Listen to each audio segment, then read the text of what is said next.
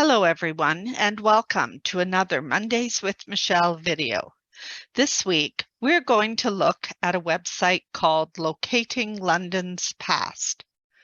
This website is a mapping tool using various historical data sets like Old Bailey court cases, for example. It enables you to visualize the data and better understand the impact on our ancestors' lives. Let's get started. The interesting thing about this website, it's using the data sets from that London Lives website we talked about a few weeks ago. And you can take that data and actually display it, map it on these historical maps of London. So I'm going to show you just what's involved in that process. So we have our menus on the top here. We've got the home menu, which is where we are now. If we click on About the Project, it gives you a bit of background information. If we click Historical Background, this is where you can get more information to do with the data sets. So what we're going to do, we're going to go back to the home page and let's talk about the maps and the features that you can use. So if we click this drop-down list in the top left corner of the map, you can choose from a map of 1746 for London, which is what we're looking at now.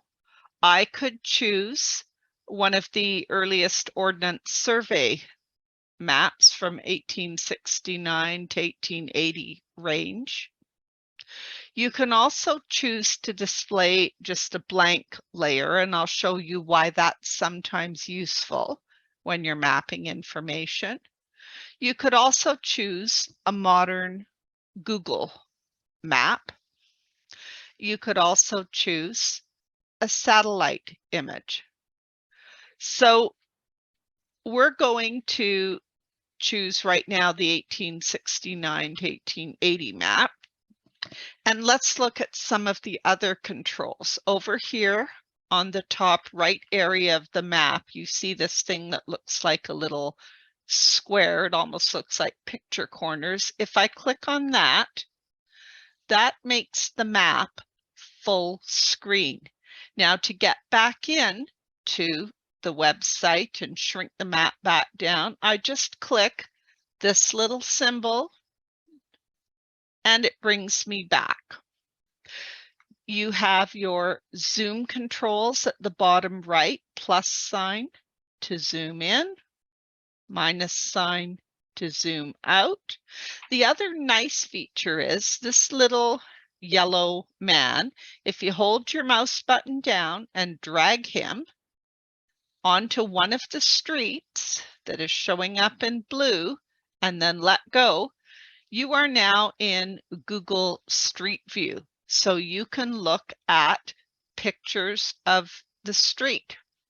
And to get back into the normal map mode, you click on this little arrow at the top left, and you're back in normal map mode.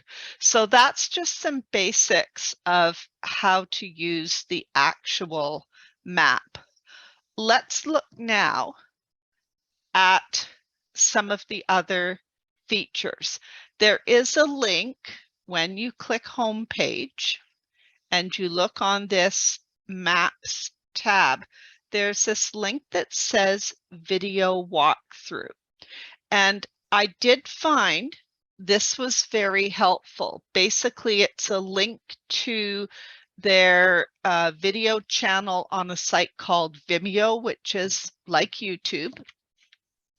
And they have 4 different videos. The first 3 are tutorials. Now, I will warn you, the one thing I found a little bit strange when I first watched these 3 tutorials, I kept looking to see if I had my sound muted. There is no soundtrack with the videos. Instead, they will pop up text messages overlaying the video to tell you what's happening. So that took a little bit of getting used to because I kept waiting to hear a voiceover narration. This fourth video that says locating London's past, that's actually a video of a workshop that somebody did on this particular mapping software. So it does have a narration and a soundtrack with it. So let's close this down and let's get back to the maps. So what we're going to do now is I'll show you how you would actually map some data. And most of your work is going to be done between these two tabs. There is the Map tab and the Data tab. And you will basically be clicking back and forth between the two of them. So if I want to map some information, I can just click on the Data tab and I can choose what I want to map. Let's map some of the Old Bailey information. So if I click on Old Bailey proceedings, and there's all kinds of different fields that I can filter this data on. I'm going to choose an offense category. I'm going to choose the data for violent thefts. And I want it to show up based on the location of the crime. So those are the two fields I'm going to select. It gives me the date range. So if you wanted to, you could narrow the date range. You could select specific punishments. It's whatever set of data you want to map. I'm going to leave it at that, and I'm going to click this Go button at the bottom. And what you now see is a list of all the results from the Old Bailey proceedings filtered by crime location for violent theft. So any court cases that were involving the category of violent theft are displayed here. And it says I've got 3,579 hits. Let me just make my screen a little bit bigger so you can read it. There. It's a little bit easier to read. So we've got 3,579 hits, but you notice it says only 48% of these first 200, because that's what they're showing. If I was to scroll down, it only shows 200 at a time. And out of those 200, only 48% of them can be mapped, because what's happening is they are basically pulling all of the documents to do with court cases for violent theft. And some of the documents that are being pulled may not reference a particular location. It might be just someone's testimony, or it might be comments made by the lawyer. So some of the documents won't have location information, and therefore they are not able to be mapped. You can map up to 2,000 items. So I've got 3,579 hits here. I can map up to the first 2,000. So what we're going to do is we're going to look at this left side, and I'm going to say, I'm going to group all of these places. And I'm going to click Show Mappable Hits, and this is what I get. I get the map for 1746 London. It's put all of these colored balloons, red balloons, and the larger balloon is indicating there are more violent thefts at that location. And if I click on the balloon, it says I've got 30 court cases. If I click on one of these other balloons for Chick Lane, there's 11. So you can see just by clicking on the different balloons, you can see how many cases are involved. What you can also do is show the details. So what I've done now is I filtered not just by crime location and the category of violent theft. This is saying, show me the details for Whitechapel. And there's 39 hits. And I can see these are the particular entries. And I can scroll down and see them all. But you'll notice I can also go right to the Old Bailey website from here to see that detail.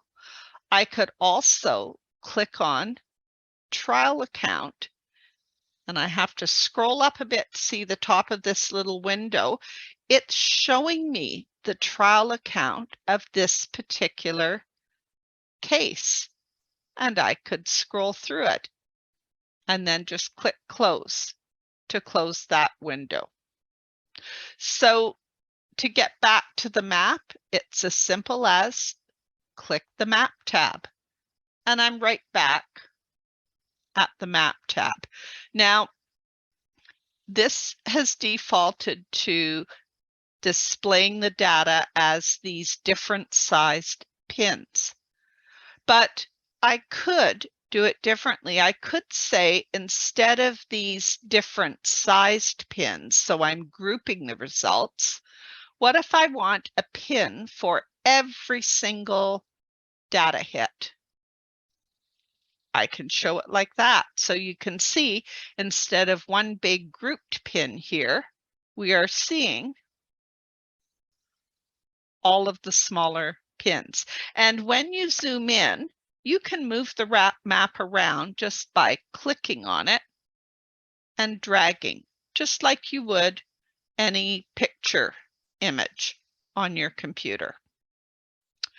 I could also show the data as colored polygons, and the deeper the color, the more hits there are. So if I zoom out, it's a little easier to see. I can also show, I find usually the grouped pins I tend to prefer. And you'll notice we've got grouped pins off to the side of the map.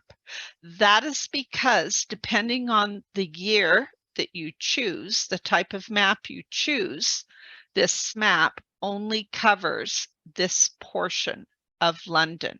But if I use the 1869 map, it extends out further. If I do a modern Google map, you can see exactly where all these areas are, similarly on the satellite image. Now, I mentioned that sometimes it's nice to use the blank map, and I'll show you why. I ran into a situation where I mapped data and where is it?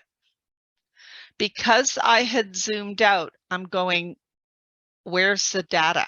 I can hardly see anything.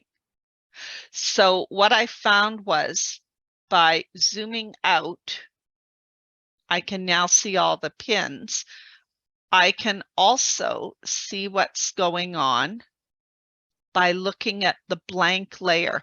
And the blank layer is helpful, particularly if you are displaying as polygons, just to try and see what is being outlined, what's going on. So you can play with those layers a bit. When you want to do a new search, what I like to do is clear all of the data. So just this tab right here. Then click the data tab and go to new search. And I'm back here. I can choose a new set. So let's look at coroner's records. And I'm going to do Middlesex coroner's inquests. And again, it's telling me I've got 6,654 hits. I think these ones, I'll group them.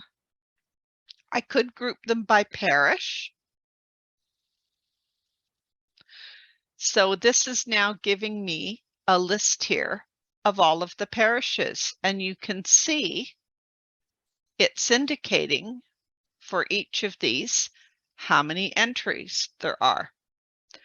So I could choose to display them according to this breakdown, or I could just say show all the mappable hits. So I'm going to display them with the breakdown, and you notice it's now really easy to see. If I click on this area, there's St. Marylebone, 147 hits, St. James Clerkenwell, and I can put the map layer back on and see. Let me just zoom in a bit and see where all these items are listed.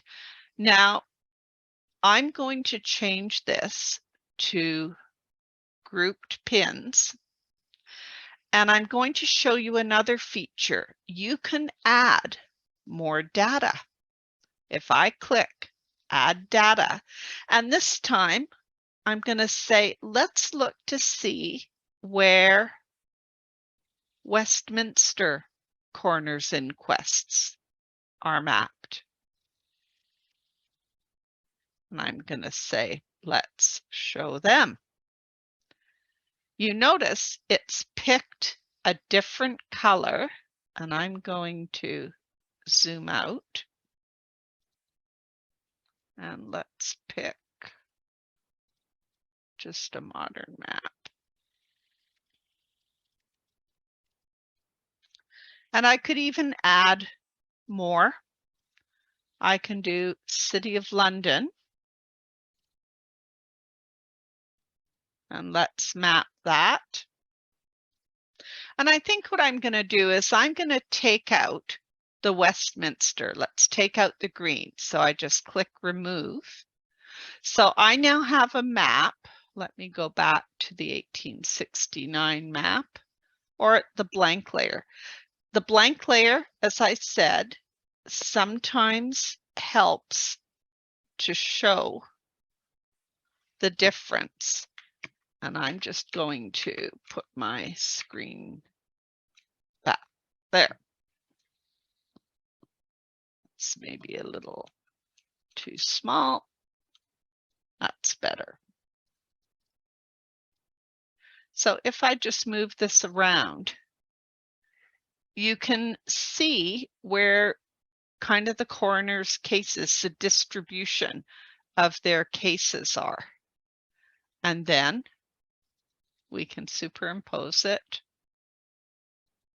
on the map.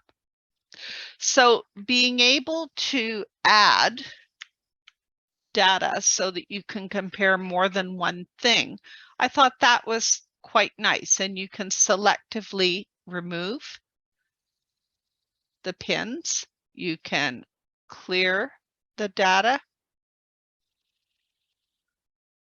And if we go back, we can say new search. So a couple of the other data sets I just wanted to show you. We have the poor relief, and I took a look at the registers of apprentices and took a look to see where they are. And let's map that. There you go. So you can see this area here. If we, let's just zoom in. There's 4 apprenticeships for St. Anne Blackfriars. And if we zoom in a bit more, there's 1 in Bride Lane. So again, it's kind of interesting that you can take a look at how this data maps out. And let me just move this out of the way. And there are all kinds of data sets that you can map. So there is hospital and guild information. There is what they call the criminal justice, which is the ordinaries accounts, Old Bailey sessions, City of London sessions. We talked about the coroner's records. You can look to see fire insurance based on levels of insurance. You could search for somebody's name or occupation. You could look at things like hearth tax records. So it's a variety of data sets that you can use to do some mapping. I hope you enjoyed this week's video. Don't forget to download the handout. You'll find the link in the video description at the bottom of your screen. You may have to click more to see the handout links. Thanks for watching.